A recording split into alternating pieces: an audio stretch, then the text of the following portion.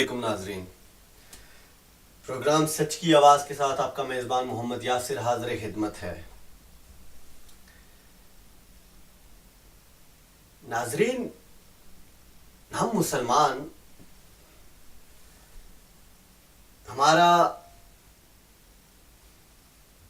ہمارے لیے سب سے محترم، سب سے قابل احترام شخصیت نبی پاک صلی اللہ علیہ وآلہ وسلم کی ہے۔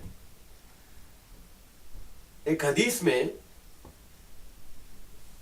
نبی پاک صلی اللہ علیہ وسلم نے فرمایا کہ تم میں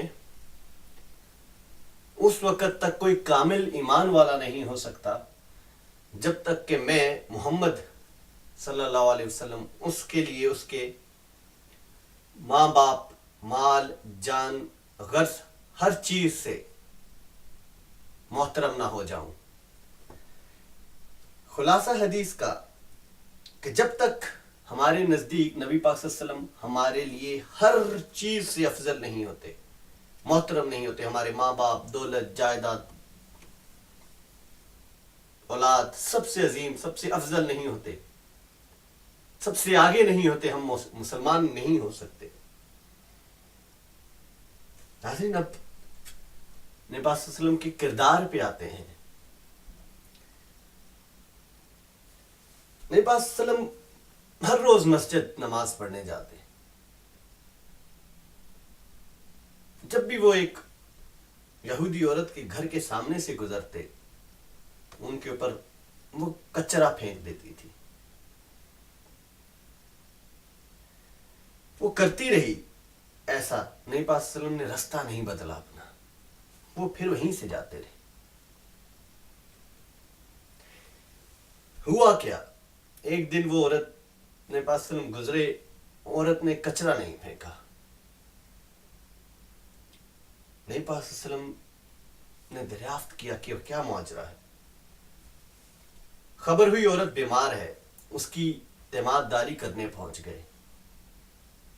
عورت گھبرا گئی کہ شاید یہ مجھے قتل کرنے آئے ہیں، مجھ سے میں جو گستاخی کرتی رہی، مجھ سے بدلہ لینے آئے ہیں۔ لیکن ناظرین، قربان جائیے کہ جب نبی پاک صلی اللہ علیہ وسلم جاتے ہیں، اس کی خیریت دریافت کرتے ہیں،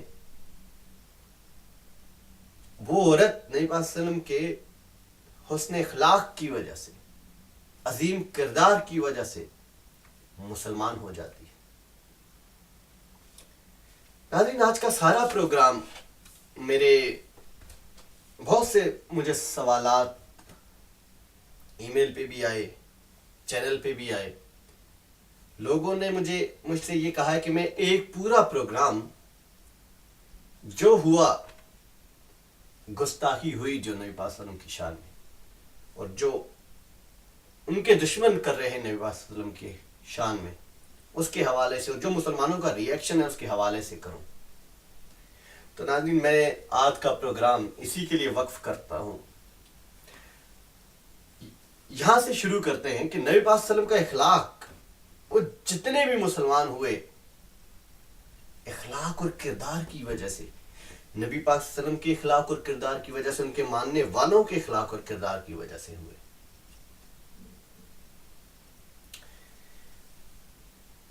مسلمانوں کے نبی کی شان میں گستاخی ہوئی، خاکے بنے، اور یہ آج کی بات نہیں ہے، یہ بہت عرصے سے چل رہا ہے ایسا۔ وہ مسلمانوں کے جذبات کو مجروح کرتے ہیں، اور وہ مجروح کیوں کرتے ہیں؟ اسی وجہ سے کرتے ہیں کہ مسلمان ریئیکٹ کریں، اور جب مسلمان ریئیکٹ کریں گے ہی تو ان کو خبر ہے کہ یہ اپنے ہی ملکوں کو جلائیں گے، اپنے ہی لوگوں کو ماریں گے، اپنے ہی اکانومی کو تباہ کریں گے۔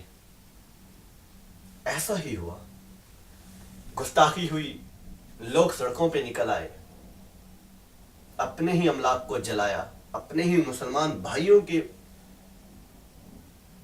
املاک کو جلایا، ان کے کاروبار کو نقصان پہنچایا۔ خبر ہوئی، کیا کر رہے ہیں؟ احتجاج، کیونکہ نبی پاک صلی اللہ علیہ وسلم کی شان میں گستاخی ہوئی، ہم اس کا احتجاج کر رہے ہیں۔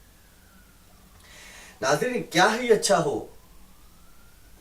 اچھا ہو کہ ہم ان لوگوں کی زبان اس طریقے سے بند کر دیں کہ ہم کردار میں، ہم اپنے کردار کے حوالے سے بالکل نبی پاک صلی اللہ علیہ وسلم کے بالکل جو صحیح امتی ہونے کا حق ہے ویسے ہو جائے. ہم اپنے لین دین میں دھوکہ چھوڑ دیں, ہم فراڈ چوری چھوڑ دیں, ہم جھوٹ بولنا چھوڑ دیں, ہم کسی کا حق کھانا چھوڑ دیں, ہم کسی کی عزت میں حملہ کرنا چھوڑ دیں, ہم دہشت گردی, فرقہ واریت, بھتہ خوری, ہم یہ ساری چیزیں چھوڑ دیں, پھر ہم کردار کے مسلمان بن جائیں. اور ناظرین, میں آپ کو گارنٹی سے کہتا ہوں کہ جب ہم کردار کے مسلمان بن جائیں گے تو یہ قومیں ہم سے خود ڈرنا شروع ہو جائیں گی. پھر ہمیں کسی ایٹم بم کی ضرورت نہیں, کہ بڑے سے بڑا ملک بھی ہوگا, جب ہم کردار کے مسلمان بن جائیں گے تو یہ ہم سے ڈرنا شروع کر دیں گے. ابھی میں ایک واقعہ آپ کے ساتھ شیئر کرنا چاہوں کہ حضرت عمر رضی اللہ تعالیٰ عنہ کے دور میں ان کے دشمنوں نے اپنا ایک مخبر بھیجا کہ جاؤ عمر کے ملک کے حالات دیکھ کے آؤ, پتہ لگاؤ کہ ہم اس قوم کو کتنے جلدی شکست دے سکتے ہیں, کتنے ٹائم میں شکست دے سکتے ہیں. وہ مخبر گیا, اس نے دریافت کرنا شروع کر دیا کہ حضرت عمر کہاں ملیں گے. دریافت کرتے کرتے ایک مسجد میں پہنچا, کیا دیکھتا ہے کہ حضرت عمر مسجد کے اندر آرام فرما رہے ہیں.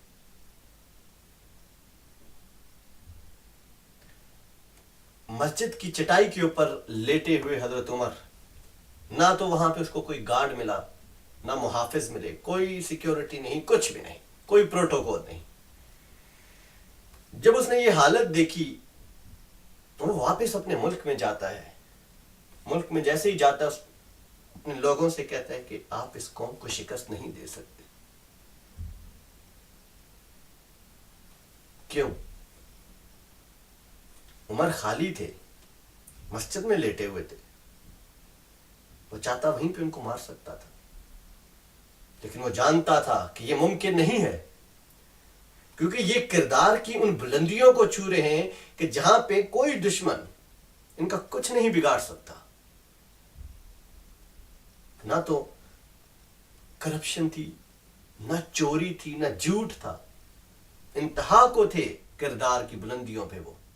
یہی وجہ تھی کہ غیر مسلم ان سے ڈرتے تھے, وہ خالی ہاتھ بھی نکلتے تھے وہ گھبرا جاتے تھے, کانپ جاتے تھے. اور آج ہم بڑے بڑے میزائل, بڑے بڑی توپیں, ٹینک, بم لیے پھرتے ہیں, لیکن ہم سے کوئی نہیں ڈرتا. اس کی وجہ یہ ہے کہ ہم کردار کے مسلمان نہیں رہے, ہم صرف نام کے مسلمان بچے ہیں.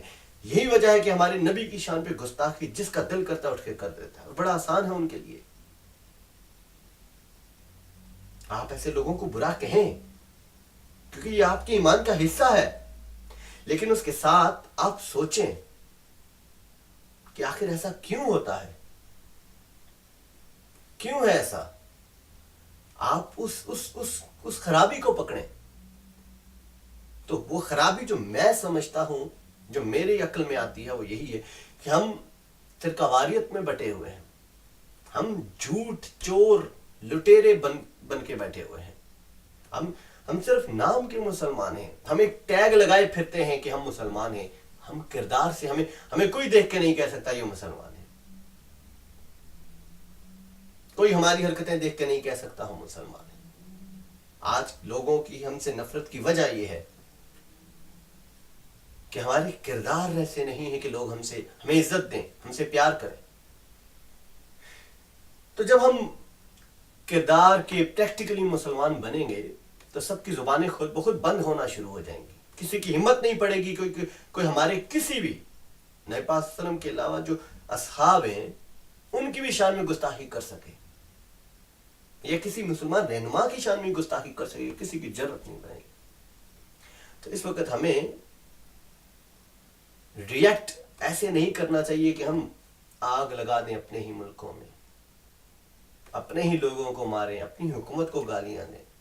بلکہ اس وقت ہمیں یہ لمحہ فکریہ ہے, یہ لمحہ فکریہ ہمیں سوچنا چاہیے کہ آخر ہمارے اندر جو کمیاں ہیں ہم وہ جب تک پوری نہیں کرتے ہم دنیا میں عزت نہیں پا سکتے. تو ہماری یہ سوچ کا وقت ہے. آئیے ہم مل کے سوچیں. ہم میں اگر سب یہ سوچنا شروع کر دیں کہ ایک میں ٹھیک ہو گیا تو کیا ہو جائے گا, باقی تو سب خراب ہے. ہمیں یہ سوچ بدلنا ہوگی. ہم اپنے اپنے حصے کا کام کریں, تبھی اسی وقت پورے معاشرے کا سدھار آ سکتا ہے. ہمیں آواز اٹھانی چاہیے چوری کے خلاف, بدماشی کے خلاف, قتل و غارت کے خلاف, غبن کے خلاف, ذخیرہ اندوزی کے خلاف. ہمیں اپنی تعلیمات کو مضبوطی سے تھامنا چاہیے, قرآن اور سنت کو مضبوطی سے تھامنا چاہیے, جو ہمیں وہ سکھاتا ہے. ہمیں ہر معاملات میں دین اسلام کو اپنا رہنما بنانا چاہیے, نبی پاک صلی اللہ علیہ وسلم کی سیرت کو اپنا رہنما بنانا چاہیے. انہوں نے ہمیں ہر چیز سکھائی ہے, تجارت سے لے کر سیاست تک, سیاست سے لے کر جنگ تک, ہر چیز کے اصول ہمیں سکھائے گئے ہیں. آئیے ہم مل کر, یہ ہماری ذمہ داری ہے اور یہ ہمارے اوپر امانت ہے اس نبی کی کہ جو اٹھتے بیٹھتے جاگتے سوتے کہتا رہا امتی امتی امتی. کیا ہمارے اوپر فرض نہیں بنتا کہ اسی کی عزت, اسی کی تکریم کی خاطر ہم ایک ہو جائیں, ہم چھوڑ دیں سب نفرتیں, جھوٹ, چوری, ہم کردار کے مسلمان بنیں. ہمیں تجارت, بینکنگ, سیاست, ہمیں ہر چیز میں اسلام کو ریپریزنٹ کرنا چاہیے. اور پھر میں دیکھوں گا کس کی جرت ہے کہ کوئی ہمارے نبی کی شان میں گستاخی کرے. کوئی نہیں کر سکتا, کسی کی ہمت نہیں پڑے گی کرنے کی. اسی کے ساتھ, اس دعا کے ساتھ کہ اللہ تعالی ہمیں کردار کا مسلمان بنائے, اپنے میزبان محمد یاسر کو اجازت دیجیے. زندگی رہی پھر ملیں گے اسی پروگرام سچ کی آواز میں. السلام علیکم ورحمۃ اللہ وبرکاتہ.